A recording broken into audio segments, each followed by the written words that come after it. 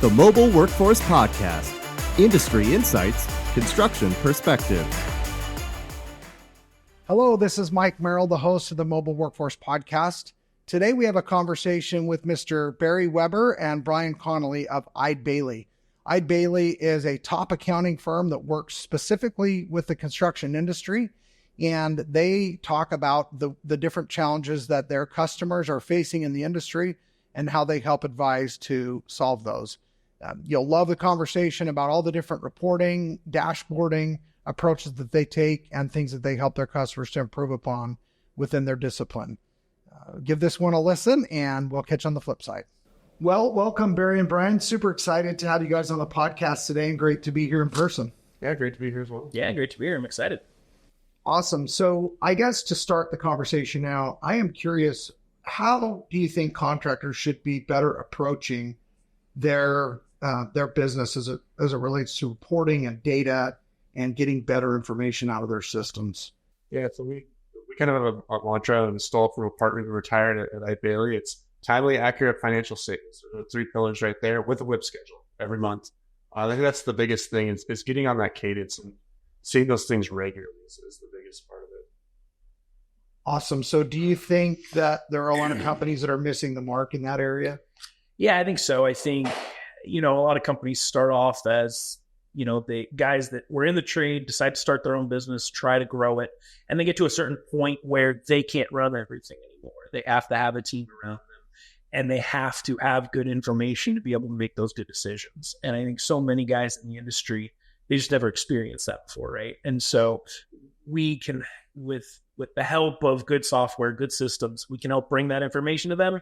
And I have yet to meet a contractor where I give them better information and they don't make better decisions. And that's, I think really what we try and push.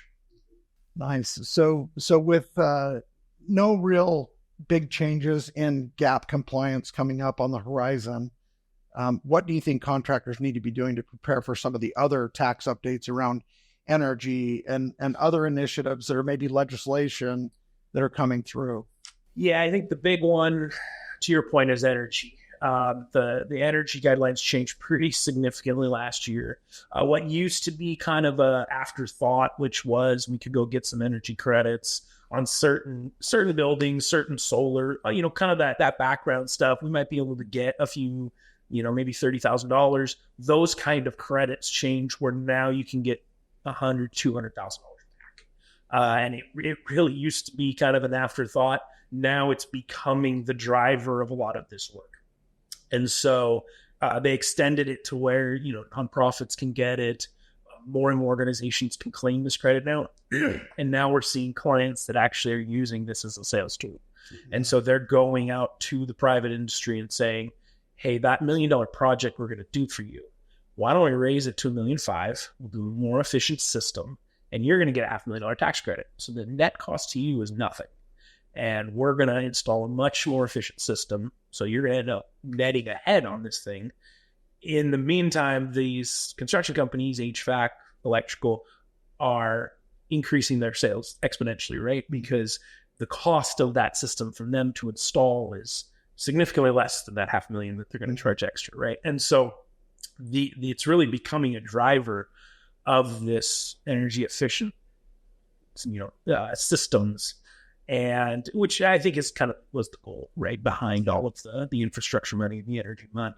But the impact is I think we've yet to see the real impact. It's going to be significant because Congress they didn't cap anything, right? It's just you apply for it, you get it. Like there's no certain number each year. It's just you go for it. It's anyone, like Barry said, with HVAC, mechanical, the electrical, even GCs and other kind of anyone who's involved in the design process of these new systems and things like that, basically eligible, especially if you're working in government and nonprofit work. Governments and nonprofits, they don't pay taxes, so they give it to you. So if you're working on those, that's how you can really get a head up on these. And like Barry said, if it's a private client, you work with them so that the private client gets there, but then you can kind of work with them, get a bigger contract and those kind of things. Yeah, and when you guys are talking, a couple things come to mind. So we service and do a lot of work within the electrical, like you mentioned, and then also the roofing contractors. And they are putting in solar systems now and saying, look, you're going to need a new roof in 5 years anyway. I don't know how long this legislation and these credits are going to be in place. So if we get you a solar system, save you on the electrical side, you're going to get a new roof as a part of that deal. And again, offset some of those costs. And then electrical contractors, they're installing solar panel fields up on a mountainside in the desert of Nevada, or they're in a completely different industry that they really never had anything to do with before. Yeah. And what's really happening is, before, as we looked at these energy efficient systems, the calculation was always, how long is it going to take before this pays for itself? And now the equation has changed where it pays for itself almost immediately with these credits. And then it's just a benefit over the long term. And so it's now the key now is getting that information out there, right? Getting more private companies, getting more development companies to understand that and start, asking those questions. Hey, if I upgrade this, if I change my design, my plan, because so many of these construction projects in progress now started 3-4 years ago, right? Or at least the design started then. So I think we have yet to see the real impact of this. I think we're going to start seeing it over the next year or two as these designs are coming out. They're planning all of the next phase of construction. That's where the adjustments are going to start to be. And we've already seen that in a few clients that projects have started or the design has already started and they stop midway and they say, let's change this because it's going to be the better answer. So. Yeah, and you were alluding to ROI is a big driver of everything. That in life, that's our decisions. Our decision tree usually is, okay, what's the effort or the cost, and then what's the benefit on the other side, and whether it's working out or something financial, you're trying to make that decision. What's the trade-off here? So, in this case, when we talk about, and I know in our pre-discussion, and we were talking about the value that Foundation provides in dashboarding and reporting and accuracy of that data. But what are some of the pitfalls that contractors fall into in interpreting that data that they're getting in dashboards and reports, or maybe not even leveraging it appropriately? Yeah, I think part of it is it's the timeliness. We're looking at December. It's April right now. It's old news. The other thing is information overload. A lot of times we see it, especially owners. They're invested in this thing, right? They want to know everything about their business. So they'll explode the financials and bring in so much information that they look at it and it's impossible to translate what it even means. And so taking that information and putting it to a more usable format, whether it's a dashboard that's, all right, here's the month, here's what it looks like, that kind of thing. That's key, because otherwise you just give someone a spreadsheet that's, they're really good at building buildings, putting roofs on buildings, electrical work, that kind of stuff. But you give them a spreadsheet with 18 columns wide, it's kind of becomes impossible to really analyze it. So, yeah, that's a great point. So also, one of the important reports or areas that people need to be looking at their business very regularly is the balance sheet. So what can companies do to really have somebody take ownership of how that looks and how they're actually managing to make sure that those numbers come in like they should? Yeah, and we say that the balance sheet is your financial health at a point in time, right? So it's like looking at my bank account. Mm-hmm. I can have $1 million in there, but that doesn't necessarily give me context of, did I lose money last year? Did I make money this year? So it's step one really is understanding where am I today? And then we look at the P&L and say, how did I get there? But I think so many contractors, small businesses in general, they start their business running on their bank account. And when you do that, you risk making bad decisions, because I might have $1 million in my bank account, but if I build that guy $1 million in advance of the work, it's not my money. And so understanding that, seeing the balance sheet as a whole and saying, what do I need to focus on here? Where's my working capital? Because your working capital is going to be whatever your current resources are minus what you owe right now. And so if I build a guy $1 million in advance, my working capital effect of that is zero, because I got $1 million, but I owe him $1 million worth of work. So net zero. So really understanding that, understanding my equity balance, what's my company worth? My equipment, what's my equipment worth? What's it on my balance sheet for? We see that a lot as an issue where we will over depreciate our equipment. Mm-hmm. I'll have an excavator worth $300,000 and it's on my books for $10,000 because I over depreciated it, right? So getting a better understanding, trying to make sure the balance sheet is a true reflection of my financial health when I look at it. Mm-hmm. And using that as the measure, because the reality is that's the measure that most banks and bonding companies and users of the financial information look at. Because that is your financial health. You could have made $10 million last year. Yeah. But if your financial health at that moment is not strong, they are not going to work with you. Mm-hmm. So. Yeah, where are we at? Well, it's balanced, not, and we're, hopefully it's heavy on the profit side, right? Yeah, for sure. So speaking of that, so Brian, what about the profit and loss statement? What can companies do to better manage what's going on there? Yeah, and so we look at the profit and loss, look at the managing by exception. So there's a couple things you can kind of look at. You can look at your industry, doing benchmarkers. Comparing against your industry. What is my industry's gross profit? How do I compare to that? What is my industry's net income? How do I compare to that? And getting into that subset, the construction for a GC is completely different than for your HVAC guy. Those gross profit margins are different. And so kind of looking at that as a benchmarker, and then also working on budget versus actual. So, obviously in construction, costs equal revenue, right? When you spend money, you're going to make money, right? But there's certain aspects that you got to control what you control, your indirect costs and your G&A. And getting a budget versus actual put together for those even if it's a scratch budget, just to start with is a great point to be. And then you can look at it each month. Again, going back to the time limits, you look at it each month. Why do we spend so much on gas this month on our indirects? Why do we do this? Why was this happen? And manage those exceptions, see what's going on a monthly basis, and catch those things sooner rather than when you're doing your year-end financial statements. Yeah, and obviously this subject's near and dear to my heart because our company's always focused on what is the actual all the time, every day as you're going, real time. And if companies have a handle on that, they are in a completely different league than somebody who doesn't. And so when it comes to, and we were joking also before when we were talking about pencil whipping, I've got some budget here. Hey, I got some budget, bring those hours over here, right? Yeah. So how commonly do you guys see that in the industry, and what can companies do to combat it? Track every dollar for each project with Foundation, America's #1 construction accounting software. Follow the progress of your jobs and track expenses with construction billings, WIP reporting, construction payroll features, and accurate job cost reports. Build profits with precision. Get Foundation today. Yeah, and then we see it a lot, right?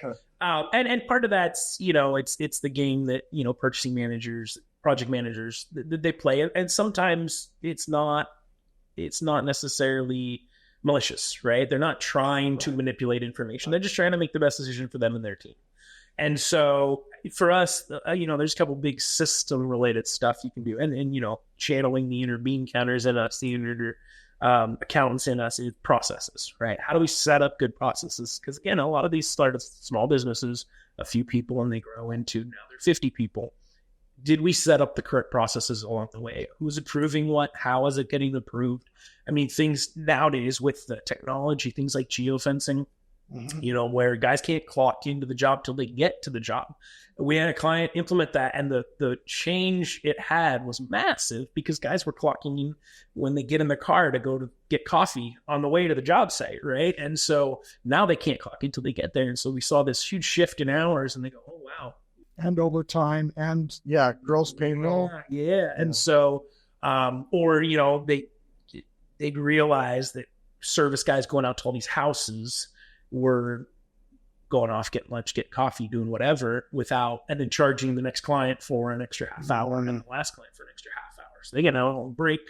And, so as they start fixing these processes, refining these processes, you start seeing a significant bump in productivity and understanding for the owners to go, the average service project is not taking us 3 hours. It's taking us 2.5. And when you multiply that over the course of a year, that's a massive difference in how they're pricing, how they're understanding what their guys are doing, how long they're taking, all these different things. So they're going to make just so much better decisions as a result of that. Again, it all comes back to decision making. As much as the bean counters in us want to feel warm and fuzzy about good numbers, it's really about how does that impact the decisions of the company? Can they make better decisions and make more money as a result? Yeah. So Brian, once we've made more money and we have more cashing up, more cash stacking up on this side of the balance sheet, what can companies do to better manage that cash flow and use that resource appropriately to grow it even more rapidly, right? Yeah. So start to look at the different KPIs and different drivers. What does this mean? So one of the ones that we look at is return on equity. So what what was our net profit, divided by our equity. What is that balance? Are we keeping enough cash in the business, or should we take some out? So we're looking at that return on equity balance there. It's really a reflection of, if you take all of your resources that you have and put that in the stock market, what would that return get in the stock market? And so if you're getting, 20 as an owner, you're taking risk. You better be beating the stock market if you're keeping it in there. And if you're not, then you may need to take your cash out, put it somewhere else, or increase your revenues, increase net income as well. So that's a big key, is when you're looking at cash management. If you're one of the good contractors that start to pile cash, seeing what that returns. If you have too much cash in the business, it might be time to take it out, do some development, those kind of things. But that's a good starting point when you're looking at that. When you start to, if your cash is going up. And on the flip side, from a cash management standpoint, in today's world, interest rates, right? Having a good cash management process, we can feel warm and fuzzy about making $1 million. But if so much of our cash is tied up in those projects, slow to collect, all these things, I might be paying $500,000 in interest as a result of that, as a result of that slow cash collection. So that's where the cash flow statement, right? Analyzing that every month too, and saying, am I collecting at the rate I should be? And analyzing cash flow, both at the company wide, but also the job level, right? Because I can look at a job and think, all right, this job's doing really well, but I might be several $1 million behind on my cash flow. I got to pay all my vendors, all my guys, and maybe they're slow to pay me. And that's several $1 million I am paying interest on. All right, that adds up real fast too. So we've seen a lot of times the profitability of jobs is drained, not because of any problem with the job other than cash collection. The collection rate is very, very slow. And that's something that they need to understand and monitor, because what they thought was a 20% job is actually a 15% job after you account for the amount of cash we had to expend and interest we had to pay on it. Yeah, the cost of the cash, right? Yeah, makes a big difference. Interesting. So, Brian, you mentioned something I've never heard, not on the podcast or even conversationally, I've never heard anyone say, compare yourself in your business performance to the stock market. That's very interesting, because we always, at least, my friends, people around me, they would say, or we would say, I can go broke going fishing. I don't need to be doing all this. I don't need to build your house or this building.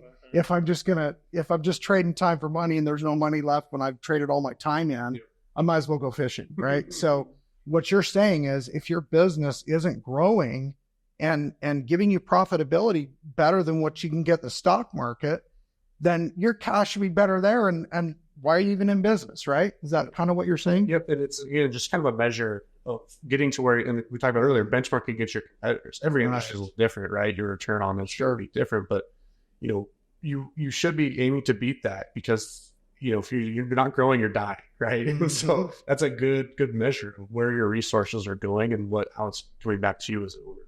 Yeah, that's good. So what about your WIP schedule analysis, work in progress reporting? What can companies do to improve there?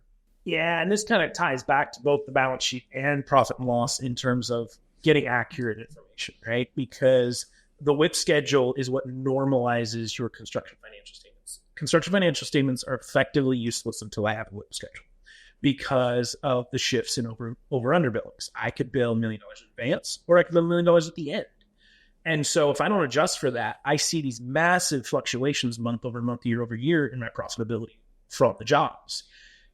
But that's not real, because I need a WIP schedule to measure how much progress I'm actually making on those jobs. Because to Brian's point, when I spend money on jobs, I'm earning money. And so just because I bill doesn't necessarily mean I'm making money. And so the WIP schedule normalizes that, right? Adjusts for those shifts in billings. And I get so many clients that say, well, we bill according to our SOV. It matches, right? Billings represents revenue. And then you go do a WIP schedule and you realize they're $1 million overbilled, right? Which is great. We love billing in advance, but the problem is it gives you a false sense of the profitability of the company, because you are billing for money that isn't yours yet. You got to finish the work. So the WIP schedule becomes the end all be all of the financial analysis, because not only does it normalize the financials and make them useful to analyze, but it becomes a project management tool, because I can look at a WIP schedule of 30 jobs and tell you which 3 jobs have problems, right? Not just by looking at, well, yeah, that job is projected to lose money. Of course, that's a problem child. But am I underbilled consistently month over month? Why am I underbilled? Well, the project manager doesn't think he can bill because the Customer's upset. Okay, the customer's upset. Why is the customer upset? Well, we're delayed. We're delayed. Okay, well, they're going to charge us back charges or liquidated damages. Okay, let's start saying, how do we fix this? How do we manage these exceptions better? Before the job's done. Exactly. And the reality is all companies that grow consistently, they hit a point where the owner can't keep track of everything anymore, right? If there's 30 jobs and I'm a $20 million company, the owner can't keep tabs on every single job. He has to trust in the project managers. But the WIP schedule allows him to see, okay, what do I need to be focused on? Where are my exceptions? If the job is cruising along, it's making the margin, we're billing on time, it's with a PM that always does well, maybe he doesn't need to spend a lot of time on it. But if there are jobs that are flagged as part of that WIP schedule, and usually we'll help analyze and say, hey, go talk to the PM about these 3 jobs because they don't look right to me. We watch them month over month over month, and for the last 6 months, they don't look right. He goes and digs in, talks to them, and realizes this is where I need to spend my time because there's risk here. There's exceptions here that I need to help manage as the owner. And so that's where the WIP schedule can really help be a project management tool, particularly from owner management perspective. Okay. So Brian, we've talked about a lot of different KPIs here. What are kind of the bullet point main areas that Eide Bailly likes to focus on and that you think companies need to be really paying attention to specifically? Yes, definitely return acting a little bit. That's just a good, just throw it out there, kind of see, good measure where you're at. The big one we've talked about a little bit too is working capital. If you don't have the funds to, go and do your projects, you got to go find some other financing sources and that kind of thing. And so I think one of the ones we have on our list to kind of look at is backlogged working capital. How much do I have in current work to go do compared to my working capital? And if it's, if you don't have the funding to go out and do it, then you need to go talk to a banker right away. You'd rather get ahead of those conversations now. Especially as we're talking about cash flow by job, if we're looking at that in conjunction with your backlog, as your backlog and your working capital as well. So those are some decent ones there to look at. Yeah, a lot of times we try and leverage CFMA, Construction Financial Management Association, and then RMA, Risk Management Association. And those are 2 industry data. They publish it nationally. It has regional data, but it also has by NAICS code, so the specific area of the industry you're in, right? Because a dirt guy is going to have very different margins than a GC. And so leveraging those at the kind of global financial level to say, I made $1 million last year and I'm happy, but should I have made $2 million? If I did what the industry says I should have done, I should have. So we get a lot of contractors that kind of fall into that, oh, I feel good. Last year we did well. And then we go look and they should have done better. Right. So there are improvements we need to make. And so we look at things, gross profit on jobs. You are averaging 20%, but the industry says you should hit 25 in this area. Right. Okay. And so what can we do to change that? And it works the other way too, though, because we get clients that will achieve something, feel good, say, we're going to go replicate it. And then I go look and I go, I don't know that you can replicate that because the industry says you can't. Because eventually we all fall back to the average. There's a reason it's the average. So are there companies that can consistently beat the average? Sure, because they're abnormally efficient. They're very, very well run. But there becomes a point where we can't, right? I have companies that'll hit 35, 40% margin in a year. It feels so good that they've turned the corner and they're going to keep doing that. And I go, I don't know that you can because I see enough other guys in your industry that can't achieve that. I think you just happen to get a couple really, really good jobs. And that's great. And I love that. But we got to talk about what we can replicate because I don't want to plan to replicate something that I don't think we can replicate. So let's adjust so that even if we don't hit that 35, 40% margin, we can still make money. Yeah. Yeah. Every hit's not going to be a home run, no matter who you are, right? Yep. Absolutely. And you look at the gross profit by job, you look at overhead as a percentage of revenue. That's a big KPI that we look at because the reality is most small businesses should float in the 10 to 15% range. We get clients that'll climb that overhead up to 20% of their volume. That's when it becomes questionable. Can I achieve profitability at that point? Because the cost of running the administrative side becomes so steep that I don't know I can make enough money to make up for that. Do you need construction-specific payroll services? Then you need Payroll for Construction, a complete payroll service designed to handle all the complexities of construction payroll, like certified payroll, union tracking, additional construction reporting, and more. You submit the time, Payroll for Construction does the rest. Yeah, because there's industry, there's pricing that people are used to paying, and they're not going to keep overpaying over the course of time, right? They're going to find that out, and you're not going to be able to charge as much, and then you're not going to cover that overhead, right? Exactly. And again, it kind of changes between what side of the industry you're in, because a general contractor can't afford 10% overhead because they live in the 6, 7, 8% margin range. Right. So if they're making 6, 7, 8% margin and have 10% overhead, they're losing a lot of money. And so they have to adjust what their overhead structure looks like. Whereas you might have a mechanical elevator contractor, they got to have significant administrative side because of a lot of times the amount of service, tickets, those kind of things. They need that team in order to process the sheer number of transactions. When you have 2,000, 3,000 jobs during the year, you have to have a more significant administrative side than a GC that might have 20. And so they need a higher margin to make up for what is going to be a higher overhead. But looking at that ratio and saying, I average 20% margin, that means for every dollar of overhead I add, I need $5 of volume to make up for it, to break even. So if I talk about I want to go to a new location and spend another $100,000 a year in rent at a bigger place, okay, but you need another $500,000 in volume to make up for that. Can you do that? Oh, maybe. Okay, then maybe this isn't a good decision, right? Yeah. And so benchmarking that against the industry and saying, am I where I should be? And should I be making different decisions based on that? Becomes really, and that's really what we push, across the board is we got to leverage, we got to use this good, accurate financial statements and say, how do I use this to make good decisions? Well, I can start by looking at what's everyone else doing. And the reality is most of the people that report to these organizations are the bottom quartile, right? They're not the ones that are struggling and losing money and about to go out of business. So that average really is results. So this is the best. That average we look at is really the average of success. The upper echelon, right? Yeah. So if I'm right in the middle there, I'm successful, right? I'm where I should be. And so that's a lot of times how we'll leverage those KPIs.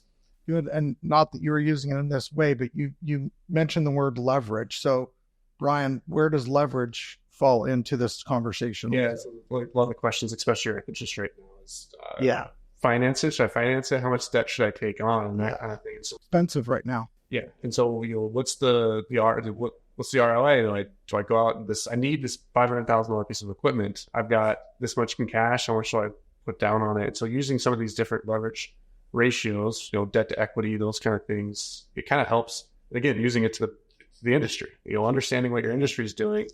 If the industry is, X debt to equity ratio, you don't want to go above that. As much as you want this new piece of equipment. And again, figuring out those, using that as kind of a starting point to see.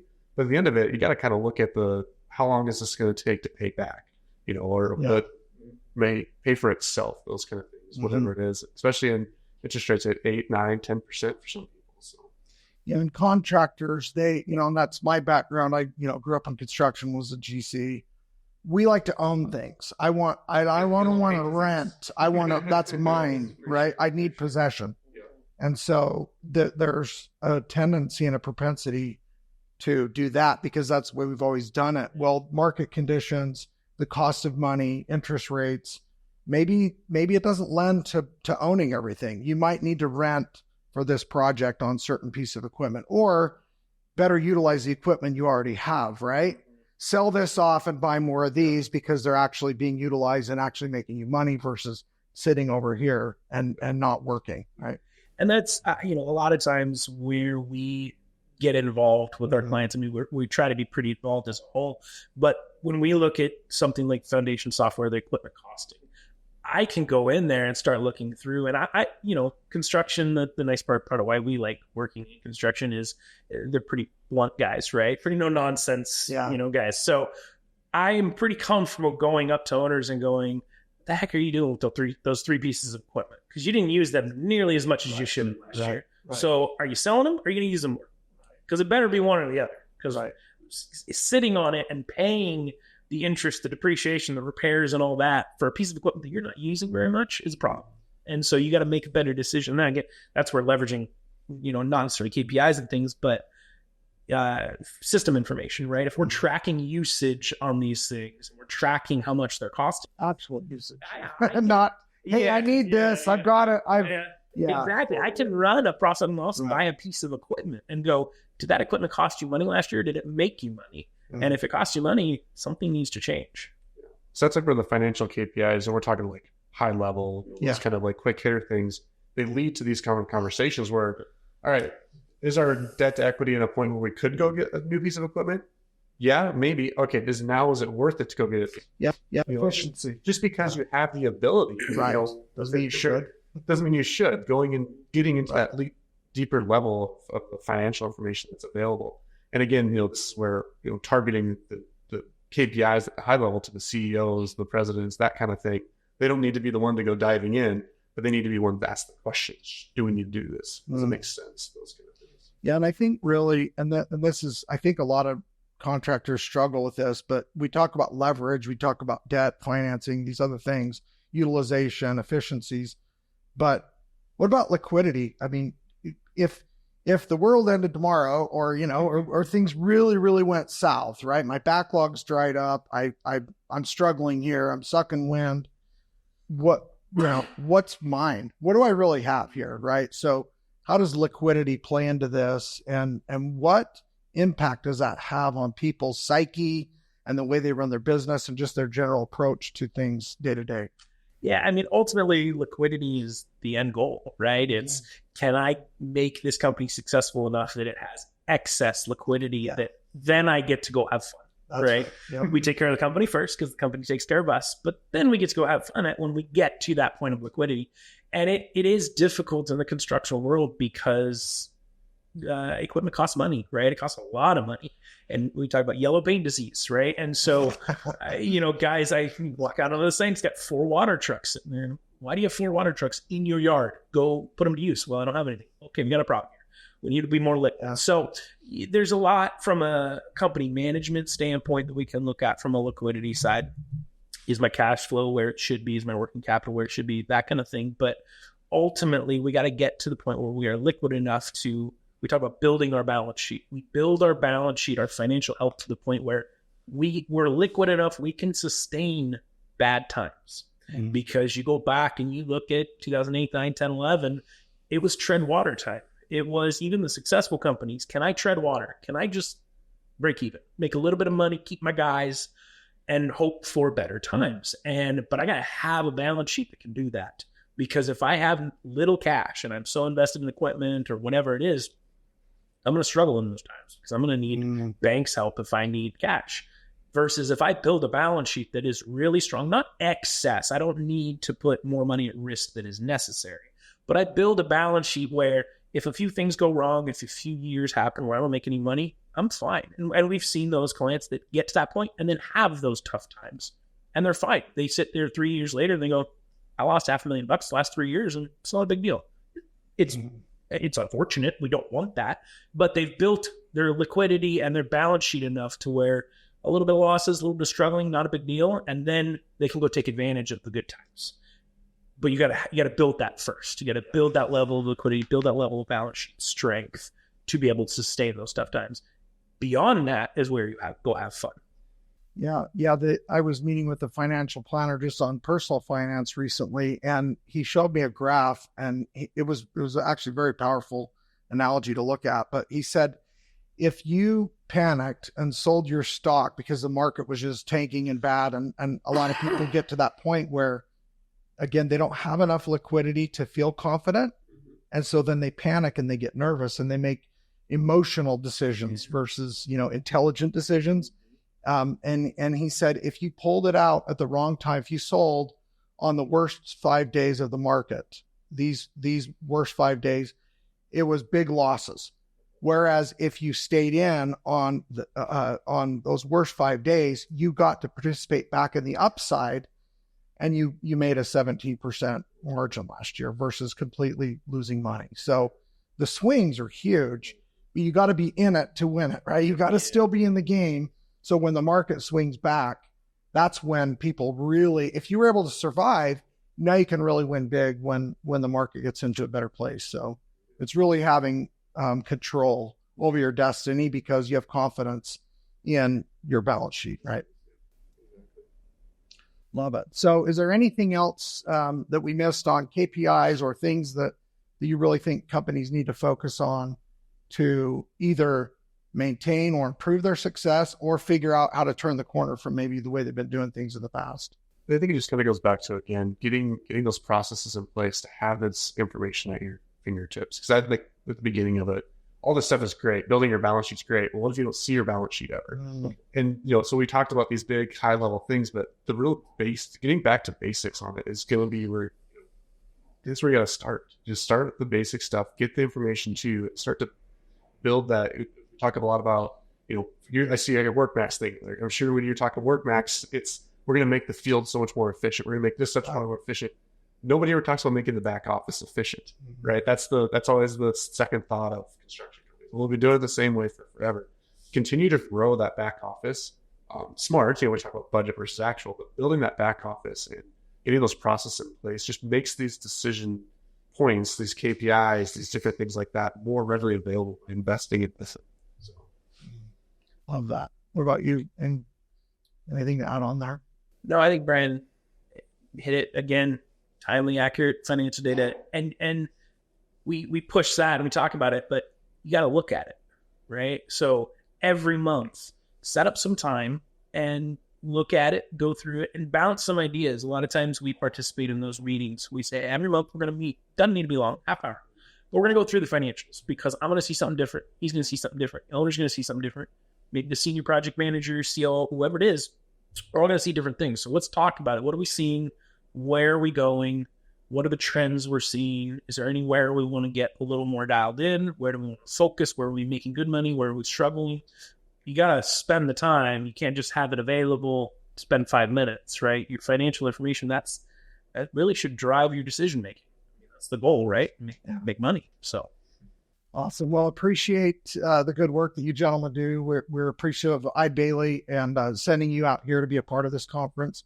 We're excited to have your session be a part of the tracks here. And hopefully you guys have some takeaways that you can help serve our industry and our customers better as well. So thanks again for joining us. Absolutely. Our pleasure. Thank you for joining us for the Mobile Workforce Podcast by Foundation Software. To hear more episodes, visit us at workmax.com/Mobile Workforce Podcast or subscribe to the Mobile Workforce Podcast on Spotify, Apple Podcasts, or your favorite podcast platform. And if you like the show, be sure to leave a 5-star review, share with your colleagues, and follow us on Instagram and TikTok at Mobile Workforce Podcast.